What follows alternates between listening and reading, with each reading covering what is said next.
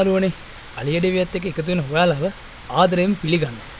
ඔන්න අපි අද අරගෙන ආවේ දවසක අලියතුන්ගේ ලෝකේ රජ වෙන්නට සුදුසුකම්ම තියෙන ඇතා පෙන්වන්න. අලියතුන්ට ආදරය කරන ඔයාලා දන්නවා කලාවේ අලි අපිට හිටපු ඇත්තු ටික අකාලේම අහිමි වෙලා ගිහින් ඉවරයි කියලා. දැන් ඉතින් අපිට ලස්සන ඇත්තු ටික දිනක් හරි ඉතිරි වෙලා ඉන්නේ ගල්ගම වට ප්‍රදේශවල ජීවත් වෙන අලිරංචු වල විතරයි. කලාවැවේ හිටපු ලස්සන ඇත්තු වගේම ගල්ගම ඇත්පන්තියේ අපිට හිටපු බාතිය අස්තික වගේ තරුණ වයසේ ඇත්තු අපිට අහිමි වුණා. ඒ වගේම හරි හැටියට කටේ කිරිසොඳුවක් ජීයේ නැති ඇත්පටව ගොඩ දෙනෙක් හක්කපටස් මාරයාට බිලි වුණා. කාවන්තිස්ස ඇතුළු ඇත්තුරංචුවා ජීවත් වෙන ගල්ගමුවේ අනාගතේ ඊතරම් සුබදායක බවක් නම් අපිට පේන්නේ නැහැ. දවසින් දවස උග්‍ර වෙන අලිමිනිස් ගැටුම නිසා අපිට අහිමි වෙන සත්තු ප්‍රමාණය ගොඩක් වැඩි වීගෙන එන්නේ. සුන්දර අලියතුන් බිහි වෙන ගල්ගමු පුරවරේ කාවන්තිස්ස පරපුරේ ඇතෙක් අපිට අහම්බෙන් වගේ මුණ ගැහුණා කිව්වොත් අපි නිවැරදි. හැබැයි ඉතින් ඔන්න අපි මෙයාලට කරදර කරා කියලා නම් කියන්න එපා. මොකද අපි මෙයාලා හොයාගෙන කැලේට නම් ගියේ නැහැ. එයාලා අපි හොයාගෙන අපේ ගෙදරටම ඇවිත් තියෙන්නේ. එයාලගේ පාඩුවේ කෑම කන අපි අපේ පාඩුවේ අලි බලන තැන මෙතන තමයි කිව්වොත් අපි නිවැරදි. මොකද මෙතනට අලි ආපුවම කවමදාවත් මෙයාලව එලවන්න නම් කිසිම කෙනෙක් ආවේ නැහැ. අලි බලන්න ආවා විතරයි. හතර වටේම ගම්බිම් වලින් බැට කාලා එන මෙයාලා දවස් 3-4ක් නිදාසේ ගෙවන තැන තමයි මේක. ඇති හිතෙන්න කෑම කාලා, ඇති හිතෙන්න වතුරේ සෙල්ලම් කරලා එයාලට ඉන්න හොඳ අවස්ථාවක් මෙතන තියෙනවා.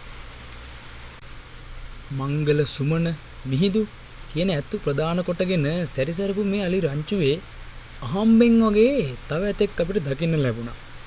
බැලූ බැල්මටම අනිත් ඇත්තුන්ට වඩා විශේෂයක් අපිට මෙයාගෙන් පෙනුණා. වයසට වඩා විශාල දලයුගලක් තිබ්බ මේ සෙල්ලක්කාරයා එතරම් වයසක කෙනෙක් නෙමෙයි කියලා නම් අපිට හිතුණා. වයසට වඩා හැදුණු මේ පැංචා දැකපුවන් අපිට හිතුනේ මෙයා කාවන්තිස්ස එහෙමත් නැත්නම් ගල්ගමුවේ ඇත්රජුපගේ පරම්පරාවේ කෙනෙක් කියලා. මතකයේ අවසලා බලනකොට අපිට මතකයට ආවත් මෙයා කවුද කියලා නම නම් කියන්නේ නෑ අපි.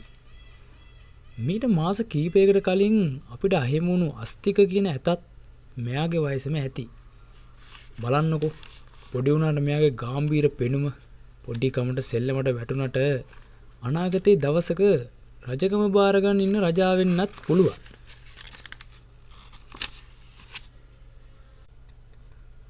මේ වගේ දලයුගලක් පිහිටි ඇතුන් ගොඩාක් අඩුවෙන් තමයි මේ අලි රංචු වල වාසය කරන්නේ. එක සමාන දලයුගලක් ඇතෙකුට පිහිටීම නිසා ඒ ඇතාගේ සුන්දරත්වය තේජස තවත් වැඩි වෙනවා. කොහොමෙන් හරි මේ පුංචි ඇත්පැටියත් තුවක්කුවකට හක්ක පඩස්සයකට විදුලි වැටකට බිලි වෙයිදෝ කියන සැකය නම් මෙයාව දකින හැම වෙලේකම අපේ හිතට එනවා. දැනටම වුණත් ශරීරයේ තැන් තැන්වල වෙඩිකට දකින්න නැතුවම නෙවෙයි.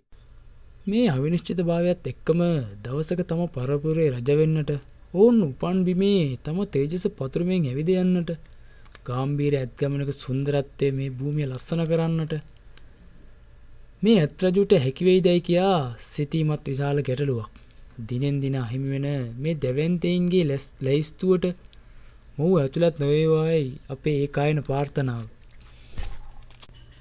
සමාජය ඇතුලේ බොහෝ මතවාද පැවතුනත් ඇතුන් හොයාගෙන ගිහින් මරනවා කියලා එහෙම වෙන්නේ බොහොමත්ම කලාතුරකින්. බොහෝ දඩමස්ල වලින් කැලෑව තුල දඩේමේ යන විට ඉදිරියට හමුවන්නේ ඇතෙක්ද අලියෙක්ද කියන උන්ට අදාළ වෙන්නේ නැහැ. ඔවුන්ගේ ජීවිත ආරක්ෂාව වෙනුවෙන් වෙඩි තියනවා. බොහෝ වෙලාවට රංචුවක ඉන්න අලින්ට වඩා ඇතුන් තුවක් වලට බිලි වෙන්නේ අලි වැටවල් කැඩීම්, ගස් පෙරලීම් වැනි දේවල්ට ප්‍රමුඛත්වය ගන්න නිසා. එහෙම ප්‍රමුඛත්වය ගන්න කාර්යයන්වලදී බොහෝ වෙලාවට මොවුන් කැපී පෙනෙන නිසා ඇත්තුන්ට තියෙන අවධානම ඉතාම ඉහළයි. වයසින් වැඩි පිරිමි සත්තු විශාල ප්‍රමාණයක් එක්ක කාලය ගෙවන නිසාවෙන් මේ ඇත්පැටියට තියෙන ජීවිත අවදානම නම් ටිකක් විතර අඩුයි. හැබැයි ඉතින් හක්කපටස් බඳින තුවක්කු වලින් නම් මෙයාලව පරිසම් කරගන්න අමාරුයි. ඉතින් එවැනි අවදානම් දේවල් වලින් මෙයාලව පරිසම් කරගන්න එක අපේ වගකීම. ස්වභාව ධර්මයෙන් ලැබෙන මේ සම්පත් ලෝකේ බොහෝ රටවල් වලට ලැබිලා නැහැ. අපේ පුංචි රට අති විශාල දායාද ලැබී ඇති රටක්. අපි විසින් රැකිය යුතුමයි මේ දායාද ටික කියන එක තමයි අපේ මතය. තම සමවයස්වල අනිත් අලින් එක්ක සෙල්ලම් රටලා ඉන්න මෙයා කොච්චර ලස්සනද බලන්නකෝ. හරියට අපි පොඩි කාලේ වගේ හවස් වෙනකොට බෝලයක් බැට්ටයක් අරන් සෙල්ලම් කරපු අපි වගේමයි. එයාලත් හවස් වෙනකොට මේ වගේ එලි මහනකට ඇවිත් හරියට සෙල්ලම්. ඉතින් අපිට ලැබුණු මේ සුන්දර අත්දැකීම මෙයාලගේ ලෝකෙ මෙයාලටත් අහිමි කරන්න හොඳ නැහැ. හවස් වෙනකොට ගමට කොයිතරම් ලොකු අවදානමක් තිබුණත් අහල පහල ගෙවල් වලදී තමන්ගේ සීමාවට වෙලා මෙයාලා දිහා බලන් ඉන්නේ ඒ නිසා වෙන්නමයි. මෙහෙම විනෝදෙන් ඉන්න මේ අලි ටික රැයට ඇවිත් බෝබෝග ටික විනාශ කෙරුවත් බොහෝ මිනිස්සු මේ වගේ වෙලාවට ඇවිත් අලි දිහා බලාගෙන ඉන්නවා. මොකද මෙයාලගේ මොකක්ද රහසක් තියෙනවා මිනිසුන්ගේ හිතතරකම් කරන්න. විදිහේ තමන්ගේ වත්තට පැනලා පොල් ටික කෙහෙල් ටික කාලා දැම්මත් කොහේ හරි තැනක අලි රංචුවක් ඇවිත් ඉන්නවා කිව්වොත් තමන්ගේ දරමොල්ල ටිකත් එක් කරගෙන අලි බලන්න එන මිනිස්සු අපිට ඕන තරම් මුණ ගැහිලා තියෙනවා. ඉතින් මේ සත්තු ටික අනිවාර්යයෙන්ම මතුපරපුර වෙනුවෙන්ම අපි රැකිය යුතුමයි. ඒ කොහොම වෙතත් මේ රටේ කොතැනක ඉපදුනත් ඕනම සතෙකුට ජීවත් වීමේ අයිතිය තියෙනවා. ඒ අයිතිය අපි එකිනෙකා වශයෙන් ආරක්ෂා කළ යුතුමයි. මේ ලස්සන පුංචි රට අපි එහෙම කරපු දාට තවත් ලස්සන වෙයි. අලියතුන්ගේ විතරක් නෙවෙයි අනිකුත් සත්තුන්ගේ ජීවත් වීමේ අයිතිය අපි රැකිය යුතුමයි. කියන පණිවිඩය තියෙන ගමන් අදට අලි අඩවියෙන් අපි සමු ගන්නවා. ආයෙත් දවසක මේ වගේ සුන්දර රූපෙලා ඔයාලට අරගෙන පොරොන්දුවත් එක්ක. එතකන් ඔයාලට සුබ දවසක්.